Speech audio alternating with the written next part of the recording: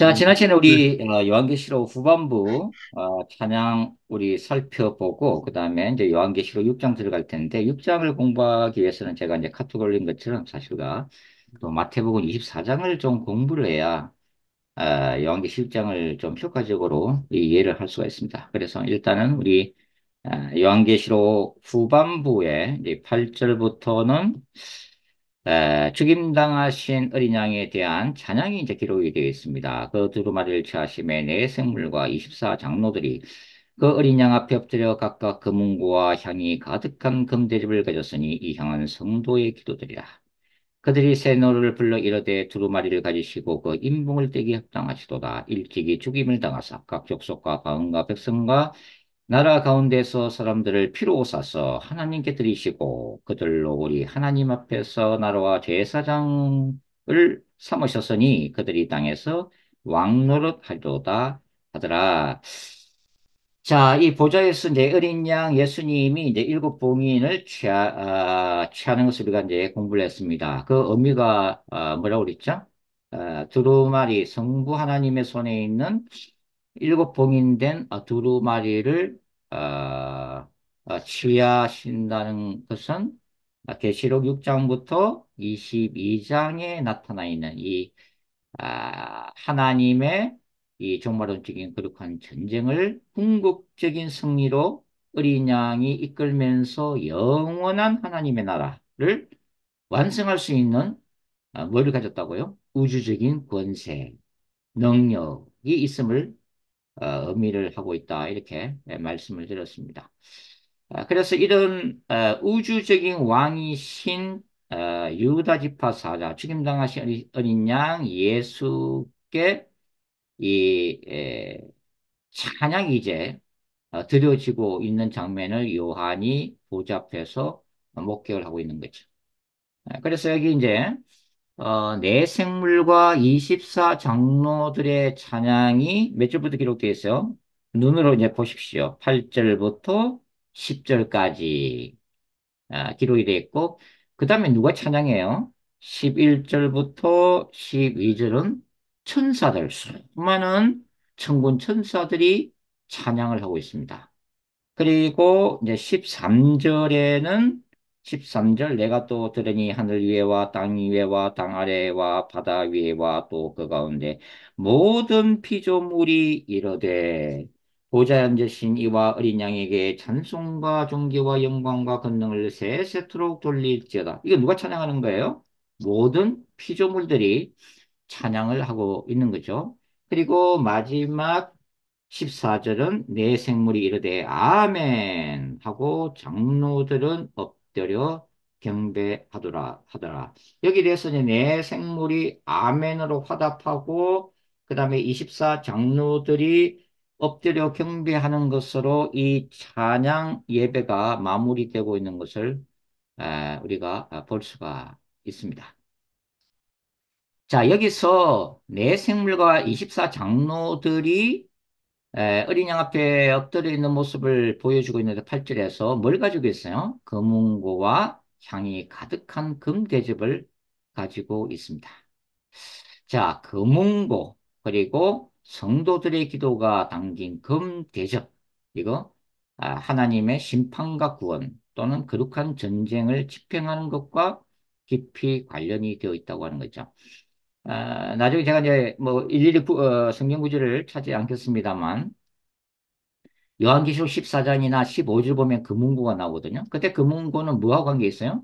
하나님의 백성들이 궁극적으로 구원을 받았을 때 막 찬양할 때에 금문고가 등장되어지고 있습니다. 그러니까 승리의 찬양, 성정가와 직결되어 있는 게 금문고입니다.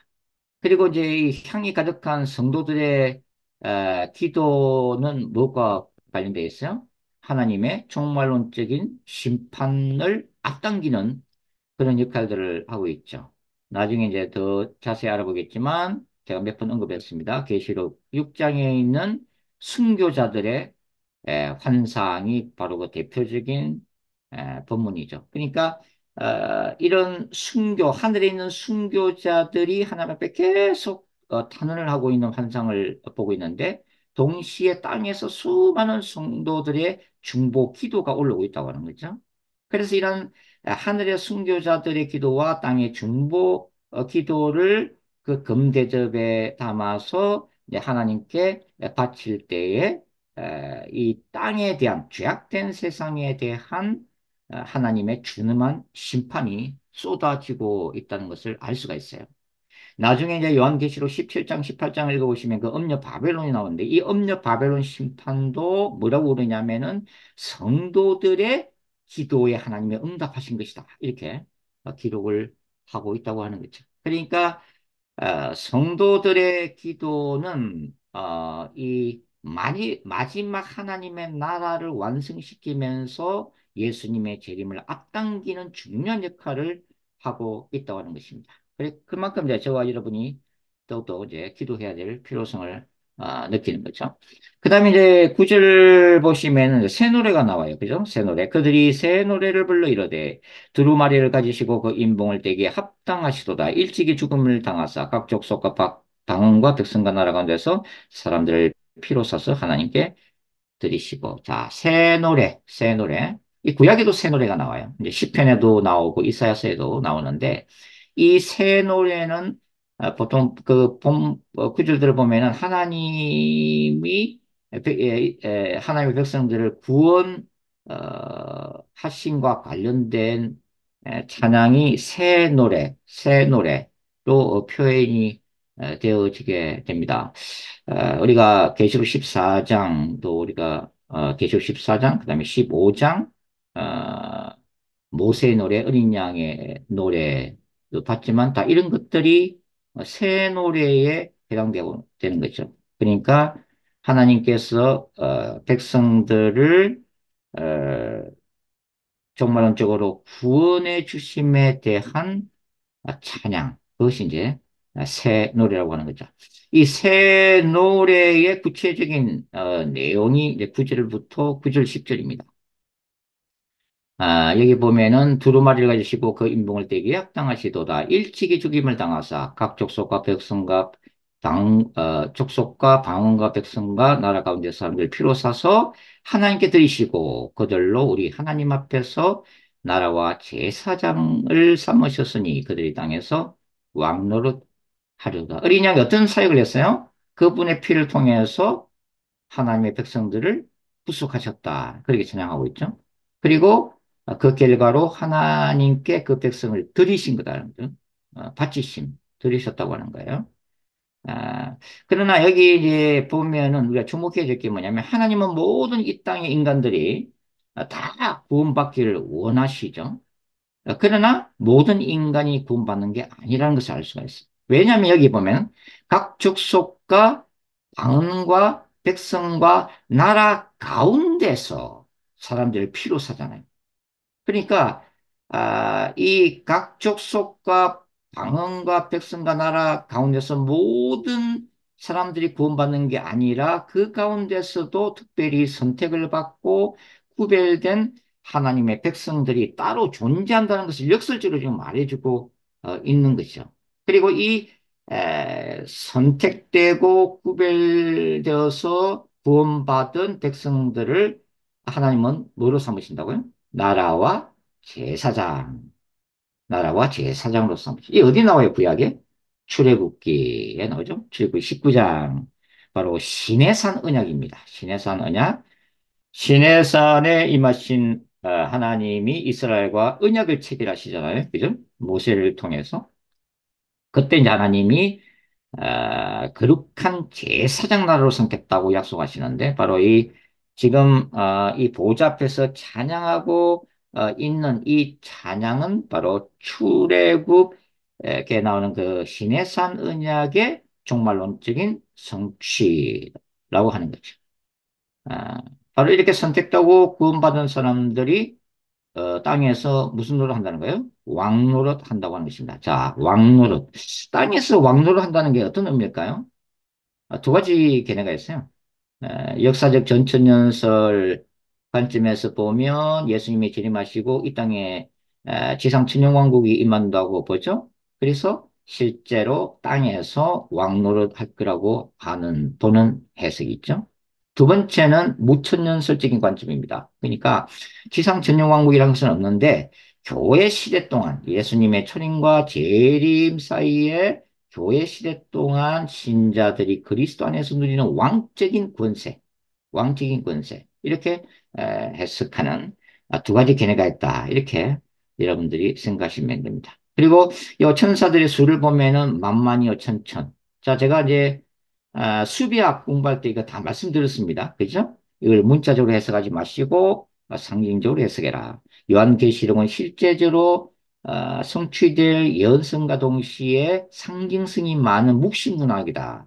그렇게 말씀을 드렸죠. 그리고 이 천천히요, 만만이라 이런 것은 뭐 시편에도 많이 나오고 뭐요, 수많은 천군 천사들을 상징할 때에 천천히요, 만만이다 이런 아, 의미를 쓴다고 했습니다. 그래서 이제 앞으로 계시록 9장 읽어보면은 또 뭐야, 그 마병대 수 나오잖아. 2만만. 그래서 예전에 또 우리 목사님들이나 일부 주석가들은 그 문자를 해석해서 뭐 중국군이 뭐 2억 명이 뭐 이렇게 최후의 전쟁을 준비한다 뭐 그런 식으로 많이 설계도 하시고 했는데 사실은 이제 요한계시록 전체적으로 보면은 문자적으로 해석하기는 힘들고 상징적으로 해석해야 된다는 거죠. 굉장히 많은 숫자를 표현을 하고 있다 하는 것을 알 수가 있습니다. 자, 그다음에 이제 천사들의 찬양을 보면 이 천사들의 찬양을 보면 완전수 7에 맞춰서 어린 양을 찬양하고 있습니다. 그러니까 능력과 부와 지혜, 힘, 존귀, 영광, 찬송 7가지입니다. 예, 이 완전수에 맞춘 거예요. 완벽한 완전수로 하나님을 지금 어린 양을 찬양하고 있는 거죠. 그리고 또 이제 재미있는 것은 뭐냐면 13절에 보시면 13절 보면은 피조물들이 찬양하고 있잖아요. 그 피조물들이 어떻게 찬양하고 있다고요? 13절에 보시면 보좌 앉으신 이와 어린 양에게 성부와 예수님께 뭐라고 있어요? 찬송과 존귀와 영광과 권능을 세세토록 돌릴지어다. 자, 네 가지로 지금 찬송하고 있죠. 찬송, 존귀, 영광, 어, 권능. 자, 이 사라고 하는 것은 수비학에서 제가 뭐라고 말씀드렸습니까? 땅의 숫자, 세상의 숫자, 그래서 이 땅에 하나님의 그 피조물들은 그들이 속해 있는 세상의 수를 가지고 지금 촬영하고 있습니다. 네 가지의 속성으로 성부 하나님과 성자 예수님을 찬양하고 있습니다.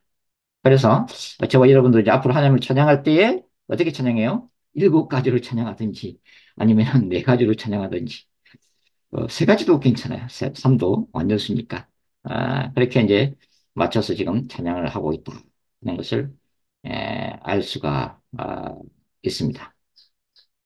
그래서 요한계시록 5장은 이렇게 일곱 봉인을 떼실 수 있는 우주적인 권세를 가지신 어린 양에게 이 하늘의 존재들과 땅의 모든 피조물들이 그분 앞에 엎드려서 찬양을 하고 있다. 지난번에 말씀드린 것처럼 예수님이 하나님이시다 하는 거예요.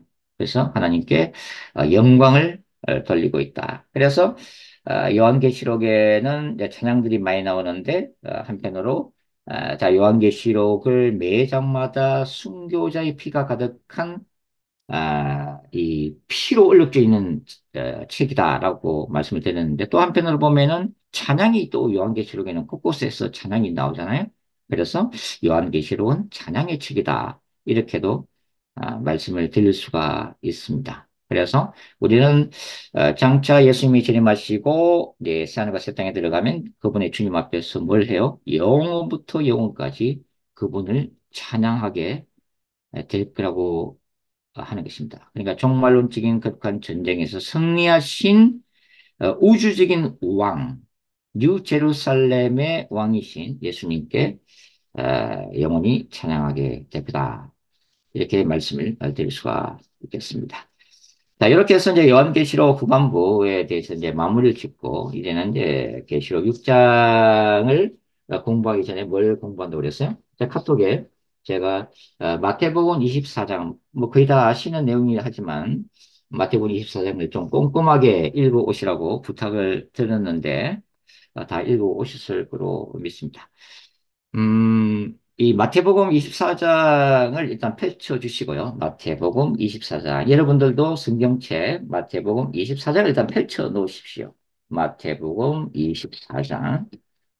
마태복음 24장은 우리가 소위 종말론이라고 그러잖아요. 그죠? 그래서 마태복음 24장, 마가복음 13장, 최초의 복음서가 이제 마가복음이죠. 마가복음 13장, 그 다음에 누가복음 21장에도 이제 기록이 되어 있죠. 바로 주 70년의 예루살렘이 멸망당할 것에 대한 예수님의 예고의 말씀을 담고 있는 장이 바로 이제 이 장들이 되겠습니다.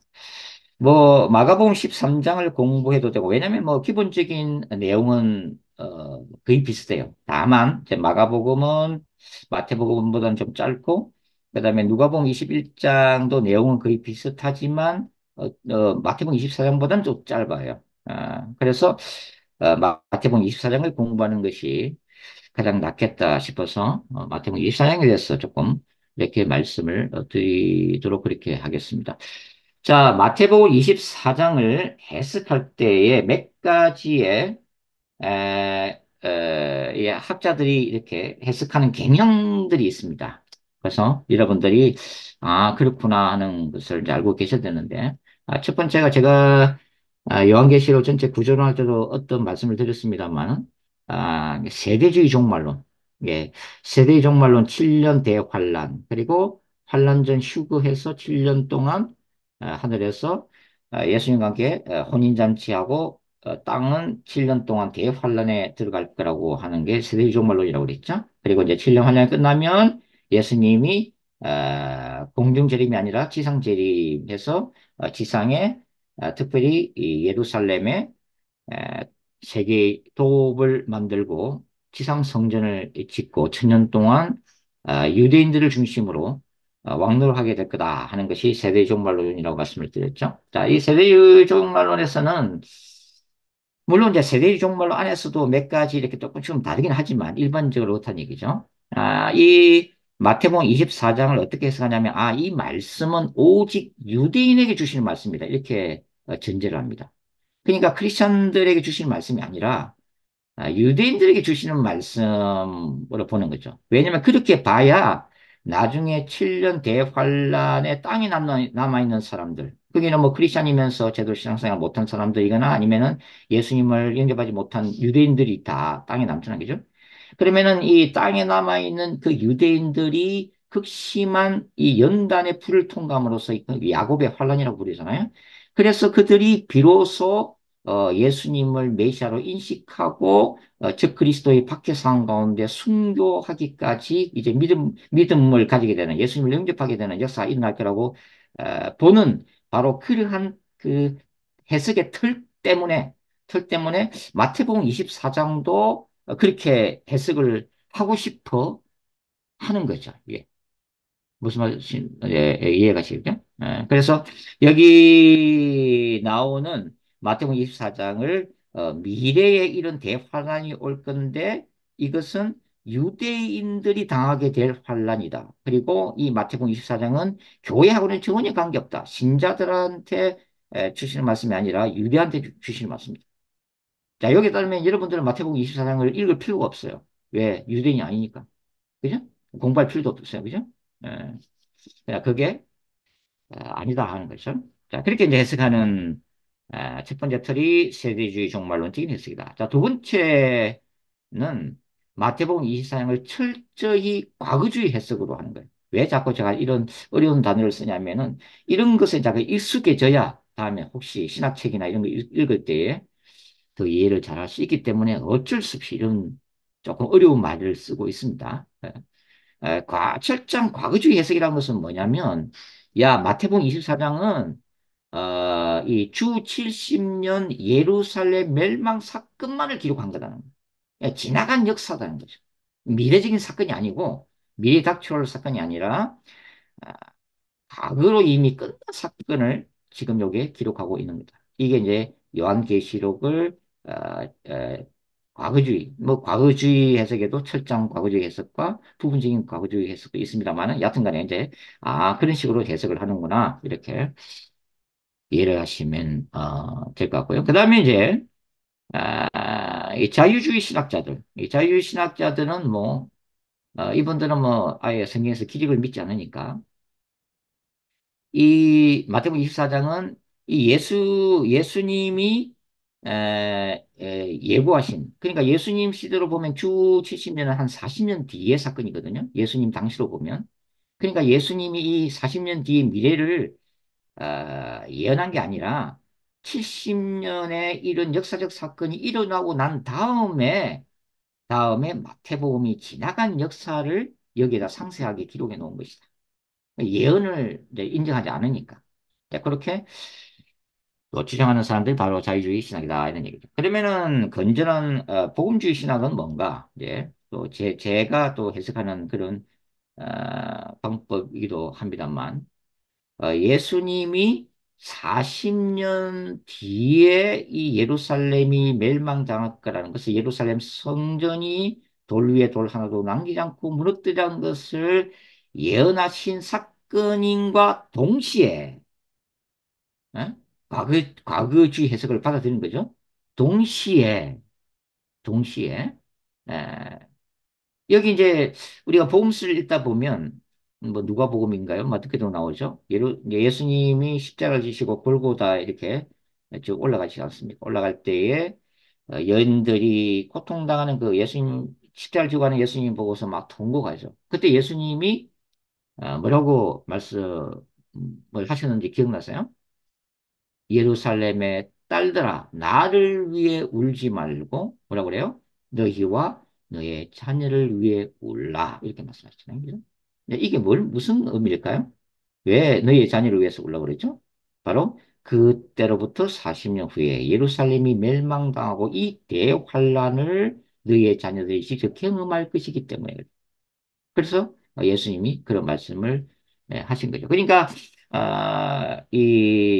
주 70년에 일어난 지금 시점으로 보면 뭐 과거죠, 그죠? 예수님 시점으로 보면 미래의 일이고, 자 그러한 일이 역사적 사건인과 동시에 역사의 마지막에 또다시 일어날 예수님이 재림하기 직전에 일어날 미래적이고 종말론적인 대환란에 대한 하나의 예표다. 여기 지금 마태복음 24장을 해석하는 저의 관점이라고 하는 거죠. 이게 이렇게 해석을 어, 해야 된다 하는 것입니다. 자, 우리가 이제 이 마태복음 24장의 본문의 구조를 공부를 좀 하기 전에 먼저 또 공부를 또 해야 될 게 뭐냐면 대략적인 역사적인 사건을 조금은 간략하게 여러분들 이미 알고 계시는 상황이기 때문에 내용이라 생각하고 간단하게 좀 재정리를 해보도록 하겠습니다. 자, 주후 64년에 굉장히 중요한 사건이 일어나요. 로마에서. 그 사건이 뭐죠? 네로가 로마시에 불을 지르는 사건이에요. 그래서 나중에 이게 문제가 되니까 초대 교회 그리스도인들에게 그 죄를 뒤집어 씌우면서 이제 박해가 이제 시작이 되죠. 그죠? 그래서 이런 로마 대화재 사건과 네로가 저지른 크리스찬들을 이제 화해 차오고 뭐 사자밥이 되게 하고 하는 이러한 대대적인 박해 상황 가운데 이제 순교하신 분이 바로 에, 베드로 그리고 바울 사도죠. 어, 그리고 이제 주후 2년 후에 주후 66년경에 이 유대 땅에서 반란이 일어납니다. 그러니까 로마의 그 폭정, 그 굉장히 혹독한 세금을 먹이니까 거기에 대해서 이제 도저히 못 참게 돼서 반발함과 동시에 또 로마가 야훼 하나님 유일 어떤 이 사상, 유대교인들이 다, 이 팔레스틴에도 로마 황제를 숭배하라고 하는 그것을 강요하면서, 그래서 이 예루살렘 성전에도 로마 황제 신상을 갖다 놓고 예배를 해라고 이제 강요하는 그런 과정 가운데, 당시 로마 총독이 예루살렘 성전 금고를 약탈하는 사건이 일어납니다. 그래서 그것이 도화선이 되어가지고 이제 유대인들을 반로마 제국, 로마 제국으로부터 팔레스틴을 독립시키기 위한 독립전쟁을 벌이는 거예요. 그게 이제 가이사라에서부터 시작됩니다. 가이사라. 근데 이 불길이 삽시간에 이제 번지니까 로마 황제가 당황을 하는 거죠. 네로가 당황하는 거죠. 그래서 네로가 유능한 장군을 파병을 합니다. 그 장군 이름이 베스파시안이에요. 베스파시안이고 그 아들이 티투스 장군입니다. 이 부자를 급파를 해서 이 갈릴리부터 이제 이 유대 반란군을 진압하기 시작하면서 예루살렘으로 이제 진격해 나가게 되죠. 그런데 그러한 과정 가운데 주 68년경에 또 로마를 뒤흔드는 사건이 일어나죠. 바로 네로가 자살하는 사건이 일어납니다. 그래서 혼란에 이제 빠지게 되죠. 혼란에. 미국도 이제 큰일 날 뻔했잖아요. 트럼프 후보가 또 이렇게 잘못 암살했으면 혼란에 빠질 뻔했죠. 하여튼 간에 그래서 이 베스파시안 이 장군이 긴급 귀국하면서 의지론 정국을 장악하고 황제로 즉위하게 됩니다. 황제로 즉위하게 되고 그 다음에 아들 티투스 장군 이제 아들도 나중에 황제가 돼요. 로마 황제 되는데 티투스에게 예루살렘을 함락하라는 명령을 내리게 되죠. 음. 그래서 티투스가 이제 주 70년 4월 달인가 하여튼 뭐 이렇게 저 예루살렘을 포위를 이제 하면서 이제 함락을 시키게 되는데 자 전승에 따르면은 이 예루살렘이 함락하기 전에 그 예루살렘의 초대교회 신자들이 있잖아요, 그죠? 예루살렘에 예루살렘 모 교회니까 그때 하나님의 계시를 받고 그 당시 이제 예루살렘 안에서도 내분이 일어났거든요. 그 내분에 빠진 예루살렘을 떠나서 어디로 가냐면 펠라라고 하는 곳으로 정착했다고 하는 전승이 있습니다. 크리스천들이 예루살렘이 멸망하기 전에 빠져나와서 펠라라는 곳에 가서 정착했다 하는 전승이 있습니다. 어, 그리고 이 이제 주 70년에 예루살렘이 이제 멸망을 했지만 열심당을 중심으로 나머지 사람들이 어디로 가요? 마사다로 가죠. 여러분도 잘 알고 있는 그 마사다로 가서 3년 동안 항쟁하다가 나중에 이제 로마 군대에서 함락되기 직전에 아, 뭐 960명, 그죠? 1000명이 저는 자살하는 이 로마에 잡혀서 노예로 치욕스럽게 사는 것보다는 차라리 거룩한 죽음을 하게 돼서 저는 자살하는 일이 바로 마사다에서 벌어지게 됩니다. 바로 이것을 왜 역사적으로는 주 66년부터 73년까지 해서 제1차 유대 로마 전쟁이라고 부르고 있습니다. 당시 예루살렘이 이제 함락 전후로 해서 가장 이것을 상세하게 기록하고 있는 역사가가 바로 유대 역사가이기도 하고 실제 전쟁에 참석하게 했던 요세푸스입니다.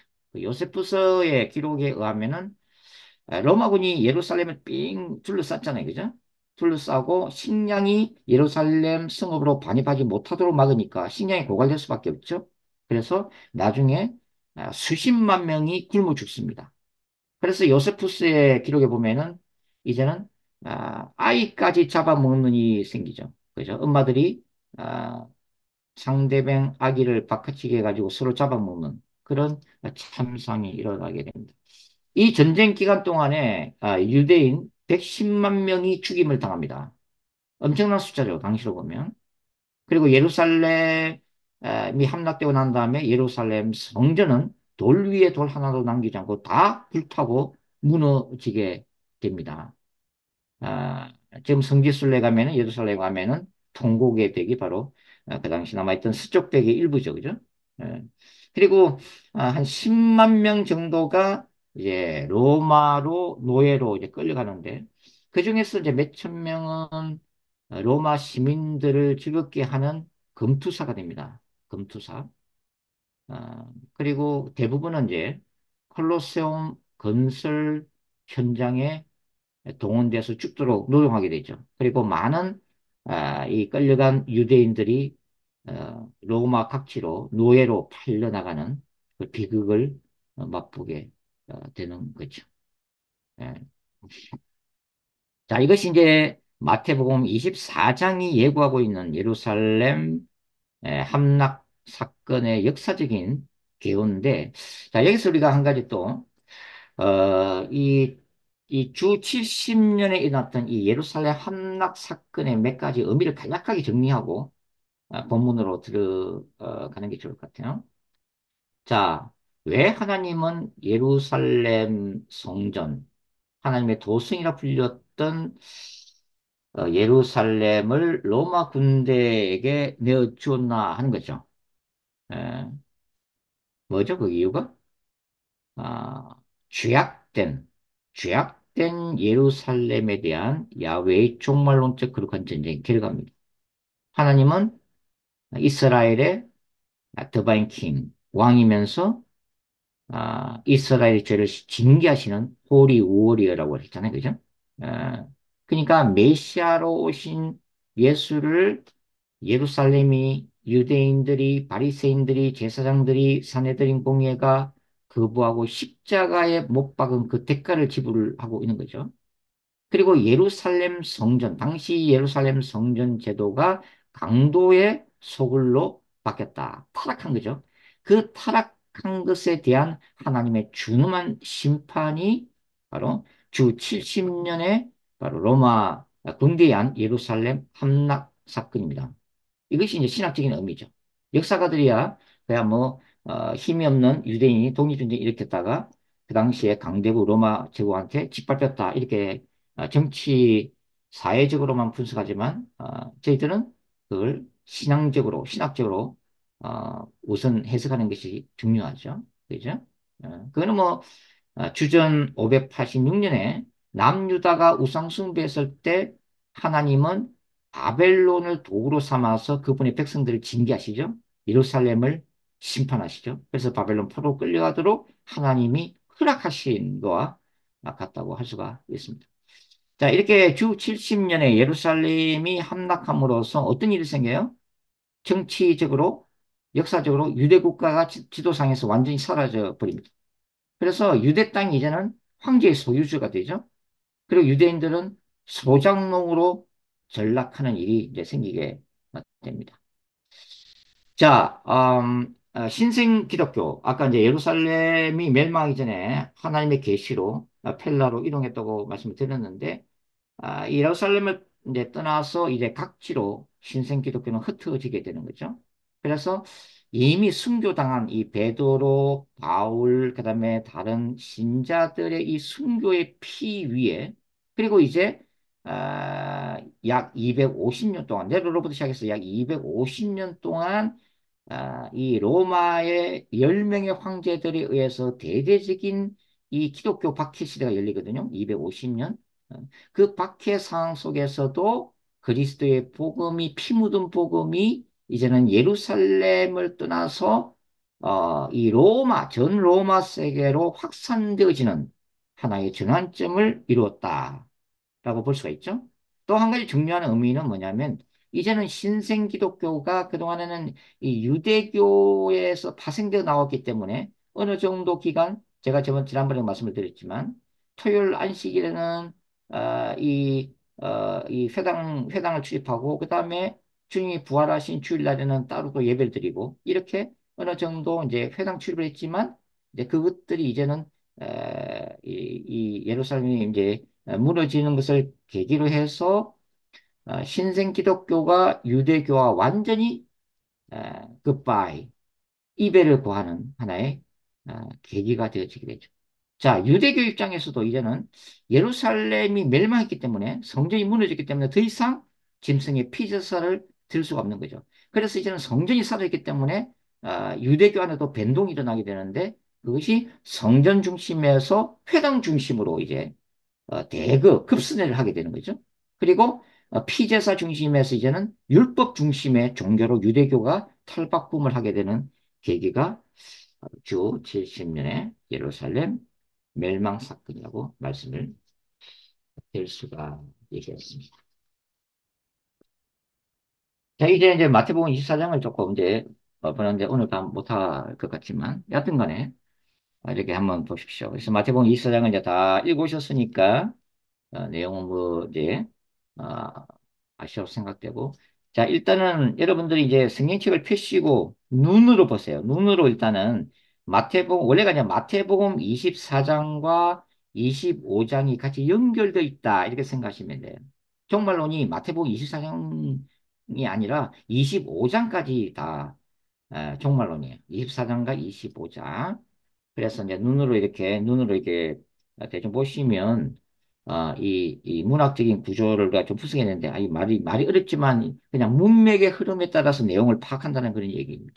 그래서 이 눈으로 이렇게 따라오시면 되는데 이 먼저 큰 그림을 보도록 할게요. 마태복음 24장 이 보면은 자 1절부터 3절까지가 눈으로 그냥 얘기해 보십시오. 1절부터 3절까지가 예수님이 이 종말 메시지를 에, 이 제자들한테 말씀하게 된 배경이에요. 왜 그래요? 제자들이 예수님께 물어봤잖아요. 그죠? 예수님한테. 에, 특히 3절 보시면 일제는 예수께서 감난산 위에 앉으셨을 때 제자들이 조용히 다가와 은밀하게 다가와 우리에게 이르소서 어느 때 이런 일이 있겠사오며 또 주의 임하심과 주의 재림을 얘기하는 거예요. 세상 끝에는 무슨 징조가 있사오리까?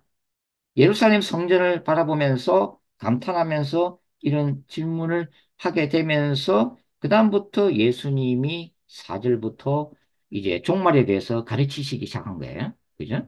그래서 1절부터 3절까지는 배경이다. 그 다음에 4절부터 쭉 보세요. 4절부터 14절 보세요. 4절부터 이 14절 눈으로 이게 쭉 그냥 한번 흐른 거예요. 14절 까지가 일반적인 환란에 대한 내용입니다. 일반적인 환란, 일반적인 환란. 자, 이 일반적인 환란에는 뭐 4절과 5절에는 뭐가 적혀 있냐면 사람한테 미혹받지 말라 이런 내용. 그 다음에 뭐 6절, 7절, 8절 보시면 난리가 나겠고 기근과 지진이 있을 것이다. 그죠? 그 다음에 이제 9절부터 13절까지는 신자들이 박해를 받게 될 것이다. 그 14절에는 뭐 기록되어 있어요? 천국 복음이 땅끝까지 전파되어야 끝이 올 것이다. 이런 내용이 기록되어 있는 거죠. 그죠? 그 다음에 이제 15절, 15절부터 눈을 보세요. 15절부터 쭉 해서 28절까지, 28절까지가 대환란에 관한 내용입니다.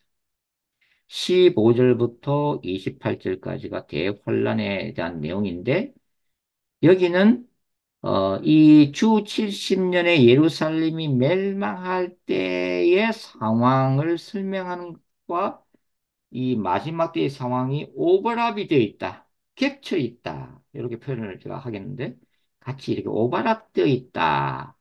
그렇게 어, 이해를 하시면 돼요.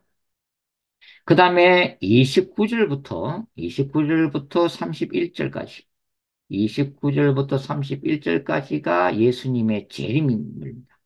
29절부터 31절까지가 예수님의 재림.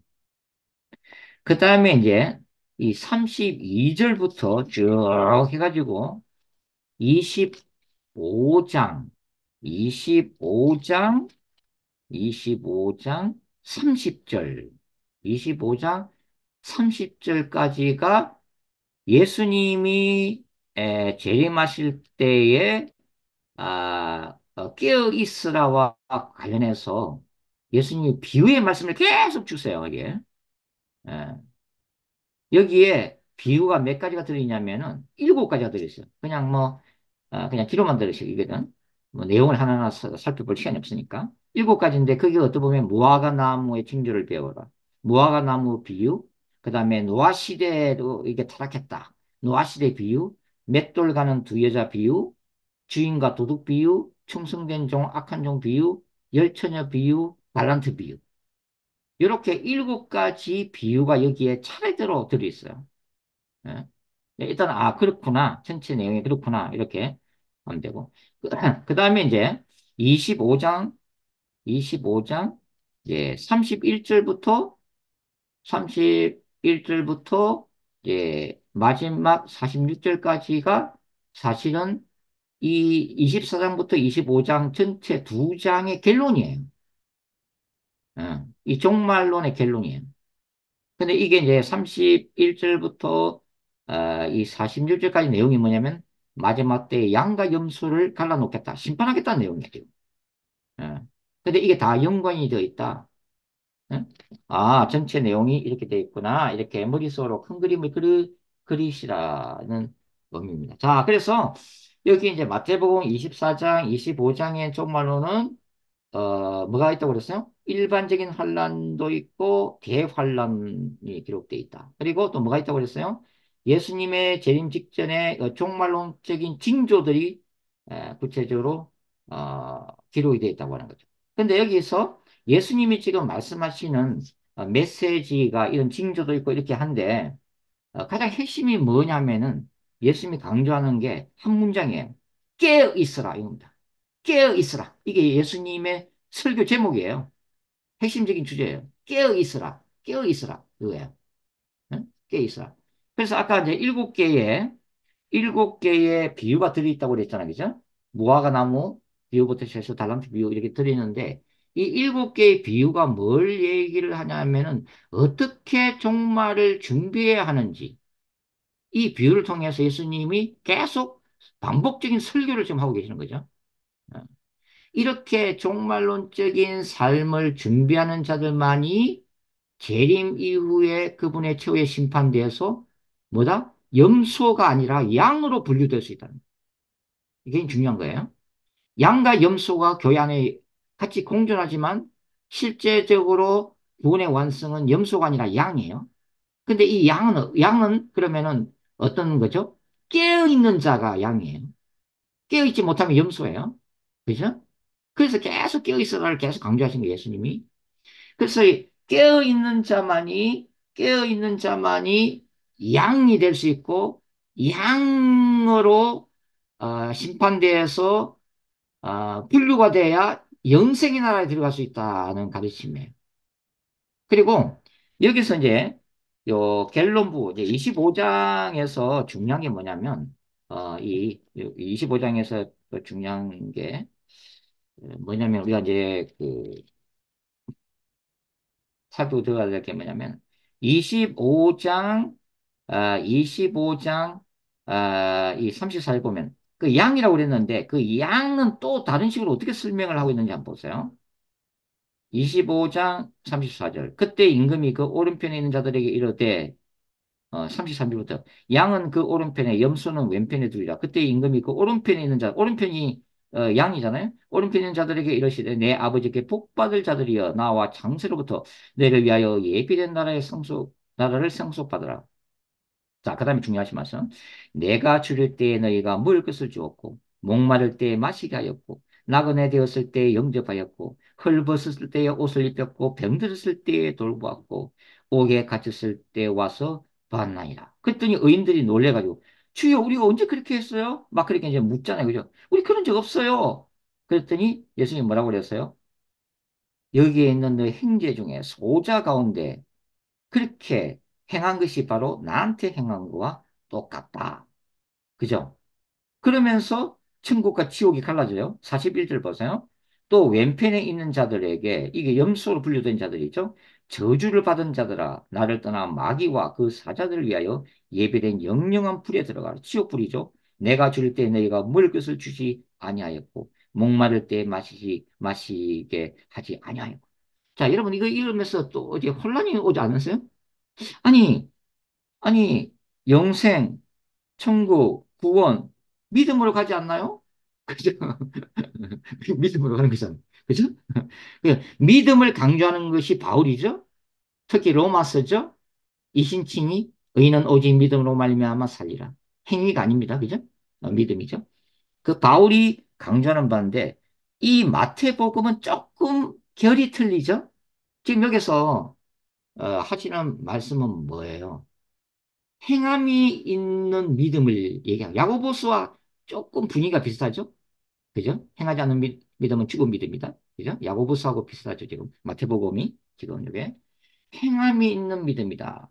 이게 마태복음 5장부터 7장까지 산상수훈하고 또 비슷해요. 산상수훈이 가르치는 게 뭡니까? 팔복의 영성을 가진 자들은 반드시 이렇게 살게 돼 있다. 심령이 가난한 자, 의에 줄이고 목마른 자, 이런 자들은 누가 오리를 가자면 십리를 가게 될 것이다. 누가 겉옷을 달라면 속옷까지 내어줄 것이다. 그죠? 그렇게 연결되고 있잖아요. 그죠? 그러면 결국은 지금 여기서 아, 마태복음 24장의 종말론이 강조하고 있는 것은 뭐냐면 너희가 이 땅에 있을 때 너희 주변의 약한 자들을 돌보면서 하나님의 사랑과 긍휼을 베푸는 자만이 천국에 들어올 것이다. 지금 이걸 강조하고 있는 거예요. 조금씩 틀리죠? 바울 스시는 뭘 강조하고 있다고 그랬어요? 오직 믿음. 그죠? 근데 야고보스 마태복음은 뭘 강조하고 있다고 그랬어요? 행함. 그럼 요한복음 뭘 강조, 이제 요한계시록 뭘 강조하고 있다고 그랬어요? 누가 새하늘과 새 땅을 상속한다고 그랬죠? 계시록 2장과 3장에서 이긴 자. 그죠? 예. 어떤 환난과 핍박 가운데서도 믿음과 인내로서 견디는 자, 어둠의 권세와 그 유혹을 이기는 자, 내 순수한 정금 같은 믿음을 지키는 자, 이 이긴 자들만이 새하늘과 새 땅에 들어갈 것이고 가르치죠? 그죠? 예. 약간은 모순되는 것 같지만 사실은 하늘에서 보면은 동전의 양립이에요, 다. 연결된다, 이 말이에요. 그죠? 믿음을 가진 자가 참, 뭐, 이 말씀 드리면서도 저부터도 부끄러워지기 시작하지만, 정말 진실한 믿음을 가진 자가 하나님의 긍휼을 가지고 사랑을 실천하게 돼 있다는 거예요. 행함이, 행함이 있다. 이게 칭의와 성화의 문제인데, 여하튼 간에. 이제 그걸 지금, 어, 마태복음 24장은 지금 종말론에서 예수님은 그것을 강조를 하고 있다고 하는 거예요. 이게 지금.